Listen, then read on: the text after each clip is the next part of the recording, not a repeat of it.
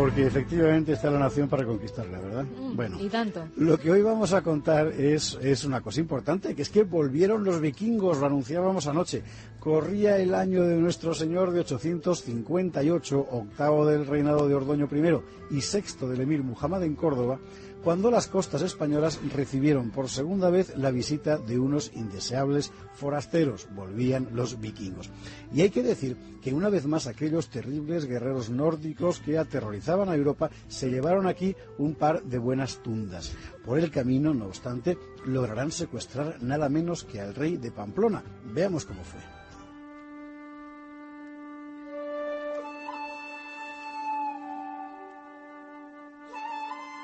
Se llamaban Horn, alias Bjorn, Costillas de Hierro, y Hastin. Sí, señora. Eran dos... No, Bjorn, Costillas de Hierro. Bjorn y Hastin. Eran dos grandes caudillos guerreros con fama implacables. Hastin había acumulado un fantástico historial en su juventud. Las crónicas danesas lo describen como astuto, vigoroso, temible e impredecible. En cuanto a Bjorn, Costillas de Hierro, era hijo del rey de Dinamarca, Ragnar Lodbrok, llamado Calzones Velludos, que unos años antes había saqueado París. Pues este Bjorn y Hastin concibieron una audaz empresa, saquear Roma, nada menos. Y hasta llegar a Roma, cabotando por todo el Atlántico europeo, saquearían cuanto encontraran por el camino. Por ejemplo, la ciudad que escogieron como primera etapa de su empresa, Santiago de Compostela, en lo que ellos llamaban Jacobsland. Jacobsland, efectivamente, la tierra de Santiago, de Jacob de Santiago, ¿no? Bueno, dicen que fueron 100 naves las que en el mes de junio de 858 penetraron por la ría de Arosa. Desembarcaron en Iria Flavia, la vieja sede episcopal, y la saquearon. Desde allí pusieron rumbo a Santiago. La capital compostelana ya era una ciudad famosa, pero ni mucho menos había sido concebida como una fortaleza militar. Poco defendida, sin apenas murallas, era presa fácil para cualquier atacante. Y los vikingos sitiaron Santiago. Los compostelanos se defendieron como pudieron, pero bueno, aguantaron 2 semanas, nada más el empuje de los normandos. Finalmente Santiago se rindió. Para evitar el saqueo de la ciudad, los compostelanos mandaron emisarios a Bjorn y a Hastin. Los vikingos pactaron como de costumbre, es decir, exigieron un alto rescate para no pasar a fuego la ciudad, y Santiago lo pagó. Pero la ambición nubló la vista de los caudillos daneses. Cuando tuvieron el dinero en sus manos, o sea, ya con la bolsa llena, y con la ciudad vencida, ¿qué hicieron? Ordenar el saqueo de Santiago. Traición. Las huestes normandas se lanzaron contra la ciudad indefensa.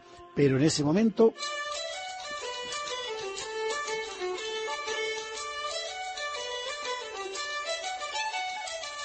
Pero en ese momento apareció el ejército del rey de Asturias. Ordoño I, que había recibido ya noticia de la incursión vikinga, se había movido con velocidad. Alineó una tropa, la puso al mando del noble Pedro Oteón y le encomendó la misión de liberar Santiago. Este Pedro Oteón, también conocido como Pedro de Pravia, debía de ser un guerrero de primera. Varios años más tarde lo encontraremos ocupando altas responsabilidades en el reino.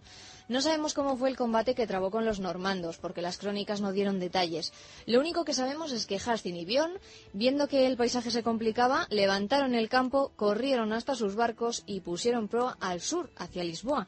El reino de Asturias había vuelto a vencer a los vikingos. Y era efectivamente la segunda vez. Bueno, el problema se le planteaba ahora al emir Muhammad, porque los caudillos normandos se fueron de allí, pero mantuvieron su ruta camino de Roma, es decir, hacia el sur.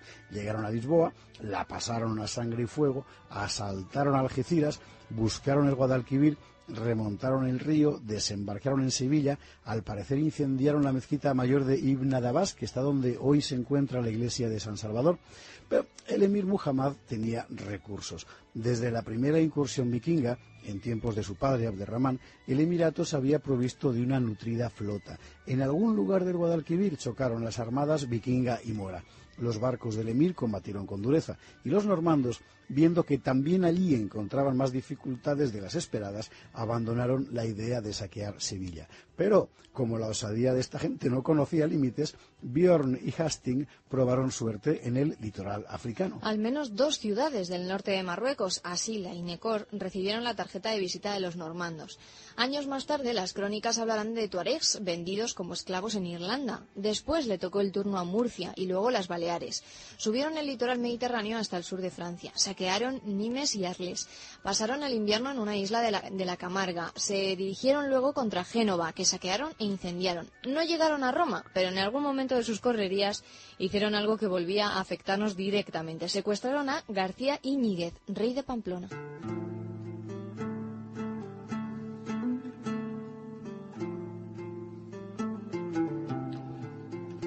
Nadie sabe qué ruta siguieron los vikingos para llegar hasta Pamplona. Unos dicen que remontaron el Ebro, todo el Ebro, hasta el río Arga, y luego el Arga, hasta la capital navarra. Pero la verdad es que cuesta mucho imaginar a los barcos vikingos pasando por el Ebro, es decir, por una plaza tan bien defendida como Zaragoza, por ejemplo, ¿no? Otros dicen que no entraron por el Ebro, sino desde el Cantábrico, para alguna base que tendrían en el Golfo de Vizcaya. Bueno, el hecho es que llegaron a Pamplona, la saquearon y secuestraron a García Íñiguez, hijo de Íñigo Arista y rey en ejercicio de la ciudad. Después de un cautiverio de casi un año, García Íñiguez pudo salir libre gracias a un rescate de 90.000 monedas de oro, una fortuna. Y una pregunta interesante, ¿cómo pudieron enterarse los vikingos de que existía una ciudad llamada Pamplona y que era factible secuestrar a su rey? Pues a partir de esa pregunta hay una línea de investigación que mantiene la existencia de una densa red vikinga de espionaje e información en tierras de Al-Ándalus. Después de todo, tratándose de unas gentes cuyo negocio consistía en saber dónde podían saquear con más provecho, parece lógico pensar que dispusieran de agentes e informadores. Tales espías habrían sido reclutados especialmente entre los abundantes eslavos que vivían en Al-Ándalus, generalmente como esclavos de cierta posición. Sí, por otra parte, ya hemos contado aquí que consta la existencia de contactos diplomáticos y comerciales entre el Emirato de Córdoba y Dinamarca, aunque según parece, quien mejores relaciones mantenía con los normandos era el Califato de Oriente, que veía en estos navegantes de rapiña un excelente instrumento para incordiar a andalusíes, francos y bizantinos. Y el enemigo de mi enemigo es mi amigo, si ya lo dice el refrán. El enemigo de mi amigo es mi amigo. Y en ese refrán debió de pensar mucho García Íñiguez de Pamplona durante su cautiverio en manos de Björn, Costillas de Hierro y Hastings.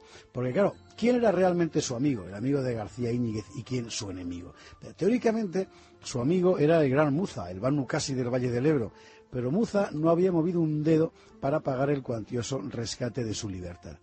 Y García Íñiguez se preguntaría tal vez, ¿y si mañana el atacante no es una horda de normandos, sino el vecino rey de Asturias? ¿Me va a proteger también Muza, el Banu Qasi? Quizá, debió de pensar García Íñiguez, había llegado el momento de replantearse el sistema de alianzas.